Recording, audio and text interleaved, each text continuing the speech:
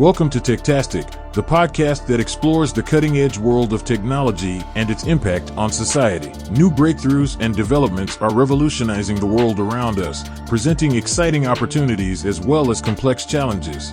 We'll explore the big ideas and key players driving these transformations, as we seek to understand the implications of these advancements for our lives, our communities, and our planet.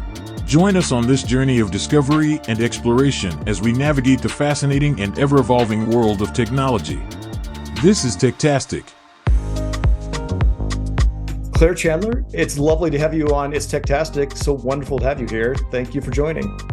Thanks, Christian. It's great to be here. You talk about the foundation of successful businesses. Actually, you've got a lot of topics that are great for this audience, but that's the one I really wanted to hone in on. You just really want to know what the foundation of any successful business is, I assume. Well, yeah. I mean, we talk a lot about that on this show, but it's always around the technology or it's around identifying opportunity. But I know that's not all. So I'll just jump in and kind of give you my perspective on that. While systems are absolutely fundamental to building a successful business, running a predictable business, and then ultimately scaling it, I have found that the foundation of a successful business comes down to culture, which is largely based on, built by, and either strengthened or weakened by the beliefs, the behaviors, the attitudes, the talents of your people, in particular from the top down. This is going to be, I'm not meaning it to be a counterpoint. So one of the most successful entrepreneurs I know, I won't share his name because it'd hit their stock price probably sharing this, but his view was that there's almost an unlimited supply of very smart, very eager people out there. And you shouldn't worry about your culture. It's emergent. You should just hire smart people, give them hard problems and let them go. And when they fail, get rid of them. Now, this is not the culture I've built. The reason that this was so stark in my mind in that first conversation with them is that it's the exact opposite of what I believe. I think you have to be very careful who you let in the door. You should always look for that cultural match. And by that, I mean people that have the same desires for world outcome that you do. And therefore, the way that they're going to shape it is around the people, because that's my worldview, is it's all about helping people. We want to help people. That's why we're doing it. Even when we start a company, it's about solving problems for people. And therefore, I only want people that are high empathy, high desire to help, service oriented. And that when I find people that aren't that, I should just pass immediately, even if in all other places they check all the right boxes. And so that fundamental disconnect was with one of the most successful entrepreneurs I've ever met. And so it made me question myself. Yeah. And I love hearing stories like that, especially counterpoints, because it continues to help me clarify and dial in on the ideal clients that I love to work with and the ones that I absolutely am not the right fit for. There is certainly a good percentage of entrepreneurs and corporate level leaders out there around the world, in particular in the US where we are, who do believe that people are interchangeable, that do believe that the best way to build a successful business is to hire rock stars and just pit them against each other because the competition will help, the cream rise to the top, and that they're ultimately going to solve the big problems. In some cases, I'm sure that is a recipe for success in a very narrow circumstance and situation. I actually thought you were going to be talking about Elon Musk, because what's interesting is prior to his latest pivot into Twitter and X and all of these sorts of things. Maybe he's on X. I'm not sure. That's a separate episode. But prior to that pivot, I would bring him up as, sort of jokingly reference him as my spirit animal, because here is a guy who is literally the smartest person in the room, who literally makes everybody else around him feel like an underachiever. This is a guy who had a very hard upbringing. He had an extremely contentious, toxic relationship, I believe, with his father, who constantly reinforced to him that he would amount to nothing. And this is a guy whose vision and ideas and innovations are so far beyond the grasp of us mere mortals. And he constantly asks us to strive for more, right? This is the guy who invented everything from PayPal to Tesla to now SpaceX, because he got tired of the pace at which, that NASA was going to colonize Mars. But I bring him up because this is a guy who is brilliant, but is a horrible people leader. And so it will be interesting because he has had a string of successes. This latest venture may prove to be the outlier. We'll see. But he has also gained a reputation for not being a very motivational leader. Yeah, what you've described of him is actually the myth that he's created around himself, and none of it's true. Okay. He didn't invent PayPal. He was one of the early people there, and he was heavily influential in building it, but it was one of the other partners that actually came up with the idea. Tesla, he took over. It was a company that had already been founded. They'd already built the first model. The Roadster was already on the road. He took it over. His superpower, he does have one, is to look at a particular situation and see a far more efficient way of doing it, and then to ruthlessly go after it, which is why he's not a good people leader. He believes that everybody should put in 100 hours a week. You should be as dedicated to that worldview as he is. And, it works in a couple places. It works when you're talking about automobiles because it's a lot of factory workers. It is a lot of machinery. It is in some ways that interchangeable people piece. But it doesn't work when you've got knowledge workers like at Twitter. It's all software engineers and product managers and all that. It's like you kind of need them to be motivated and driven and excited, and berating them for not working 100 hours a week isn't going to give them that. That's right. So thank you for debunking the myth, and I will stop referring to him as an inventor or an innovator, and more so as the ruthless businessman, because I do think that's pretty darn accurate. But you're 100% right. We are in an intellectual economy. We're not in an industrial one anymore. The knowledge worker, the intellectual property, the brand of most companies is built around knowledge, not sweat equity, right?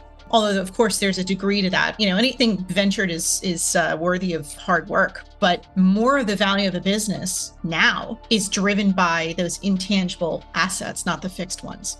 Now, I think we're going to get into where the AI piece plays a really important part of the go forward on that, because the number one role under threat is the knowledge worker when it comes to AI. And so the question I have for you on that is, does this all of a sudden look like the factory of now is the future of AI-driven knowledge work? That's interesting. And honestly, you likely know the answer to that particular question better than I do. My gut level answer to that is it's a little bit too soon to tell where that's going to fall.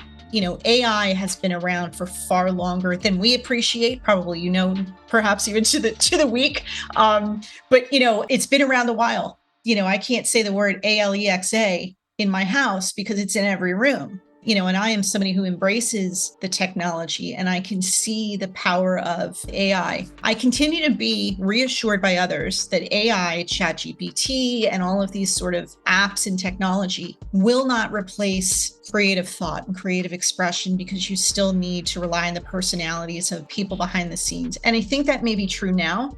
I suspect pretty soon AI is going to be sophisticated enough that we will not be able to tell the difference. Some would argue in this conversation, there is no such thing as an original thought anymore anyway, right? But yeah, it is going to be interesting. I think AI in its current form and in its ascending form is going to usher in a brand new economic age. I just don't know what we're going to call it yet. I hope we're not going to call it artificial.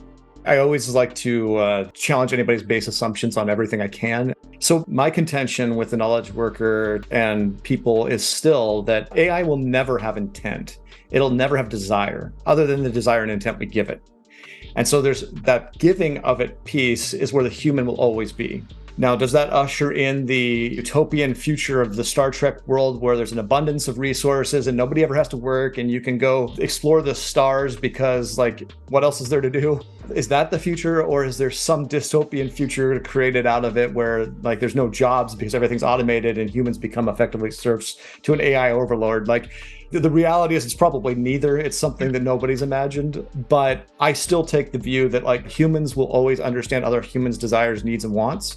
And a lot of what our future role in this is to impart that on the technology, the tools that we've created that help raise the standard of living and give us, a more comfortable life than our caveman ancestors. Yeah, I think something as powerful as AI, and history has proven this, which side of that ledger it's ultimately going to fall down on is going to depend on who actually emerges to harness it the most effectively.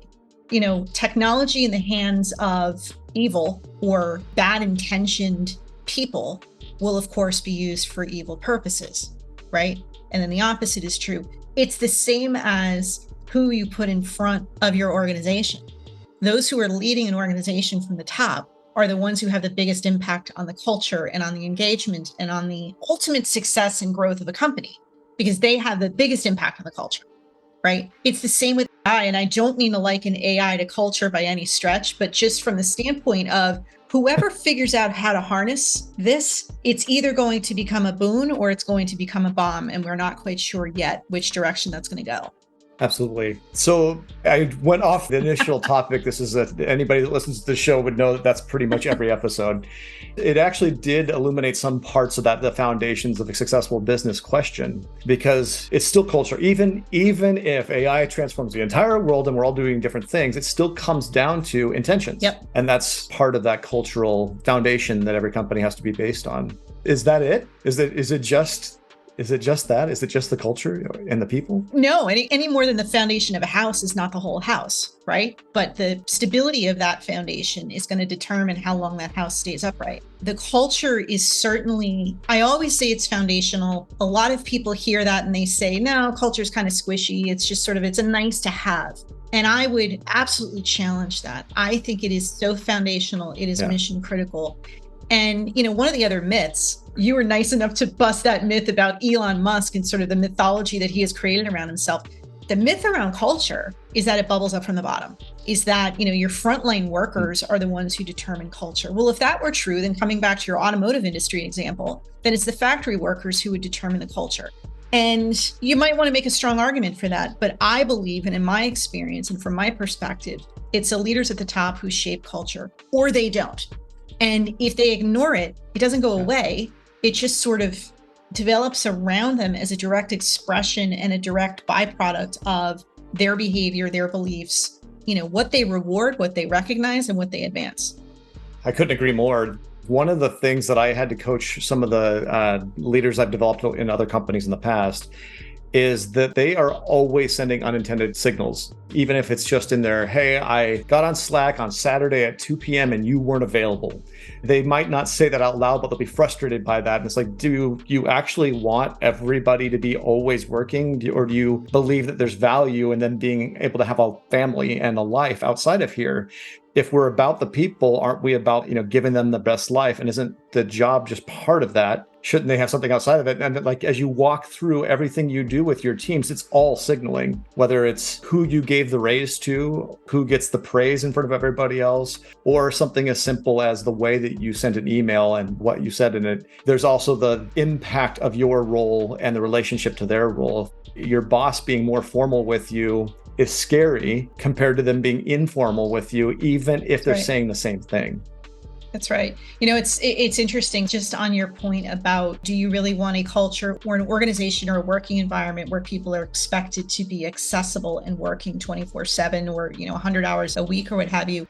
The reason that most organizations have finally understood that people deserve vacation and they deserve time off and they deserve weekends or whatever that downtime is because it creates capacity. Your employees are no good to you burnt out. And let me bust that myth for anyone in your audience who does believe that talent is interchangeable. Talent is not an inexhaustible resource. There are ways that you can make talent limitless in terms of identifying what your employees' natural talents and strengths are and put them into positions where they play to those strengths. But it's not an inexhaustible resource. And I liken that to AI. I work a lot with larger organizations. In particular, I tend to partner with and mentor HR teams within those organizations. And as a species, they tend to fear new technology. They tend to fear AI. In every conversation, if I bring so we have my autopilot on here, kind of transcribing the background so I can stay fully present in the conversation. And they always kind of joke and say, oh, AI, I should really check out this chat GPT at some point. And I know they're not going to because they don't know, what its power is. They just fear what the power could be. But AI creates capacity, just like any other system, right? Because it enables us, and it especially enables an HR organization to maybe not automate to a great extent, but simplify a lot of what they are churning and burning on, so that they can actually focus on the things that they complain they have no bandwidth or time or capacity to focus on, which is being a strategic partner and enabler of the business. Yeah. HR is such a tough one in most organizations too, especially in a very large organization, Yep. because they're both talked up and really truly undervalued. And they're also responsible for two opposing views. One is to protect the employee against the abuses of the company, potentially, like make sure you're holding bad leaders accountable and identifying it. And the other is to protect the company, to make sure that bad actors in whatever form, and usually what that takes the form of is somebody makes a complaint and they're finding a way to solve the complaint. And it's very rarely to the benefit of who you would hope it would be. No, I love it. They're not well understood or well valued in most large organizations, and they become the point of failure that everybody else can point to. We hired the wrong people, we got the wrong processes, et cetera, et cetera, et cetera. We're just not doing all the right things. Which is the exact opposite of what they were hoping for, right? Right. Because by not embracing new technologies or new systems or more efficient ways to get their more tactical side of their jobs done, they think that they have more job security. It's the same conversation when I go into organizations that are contemplating going to a shared services model where they're going to centralize the more transactional level of HR work. Yeah. And every single organization has the same pushback. Well, if I do that, then you're not going to need me. And the answer to that is actually not that. That's not the intent. The intent is to, again, create capacity, because there are these higher level things that the businesses that are future facing and future leaning need from their HR partners that currently they are not resourced or capable or have the capacity to deliver. And so if they were to embrace AI, if they were to embrace new technologies and they were to leverage those and actually lean in, they would find that their world doesn't get smaller, it gets a whole lot bigger. That is a great message. So we're down to just a couple minutes left in our time, but I wanted to give you a chance to, like, if people are interested in this conversation, they want to know more, they want to get more information, where should they go? So the easiest place to go to find me is clairechandler.net. That is more of my personal branded site, but it really kind of gives people a bit more of my quirky personality and kind of how I got to where I am in my entrepreneurial journey. My company site is talentboost.net. We're recording this in September. It is actually my 10-year business anniversary this month, so I'm super excited about that. Congratulations on that. It's a big deal. Thank you very much. And as far as social media, LinkedIn is really kind of where I hang out the most. So I'd encourage anybody in your audience to go connect with me there and say hello. So I believe you have a free one-page Growth on Purpose roadmap there as well. Yeah, so Growth on Purpose, it is a one-page roadmap or framework that kind of takes the best of all of my best practices and my methodology for taking organizations through a very standard, somewhat systematized, but highly personalized experience to help them to grow in a more sustainable way by harnessing the best of their talent. So folks in your audience who want to download that for free can go to clairechandler.net/roadmap. Fantastic. Claire, it was lovely to have you on the show. I really appreciate you coming and joining me. Fascinating topic, and I hope that I can have you on again someday in the near future. Let's do it. I would love to. Thanks so much for having me. And that's a wrap for this episode of Techtastic. I want to thank you personally for joining us, and we'll see you next time. Until then, keep exploring and stay curious.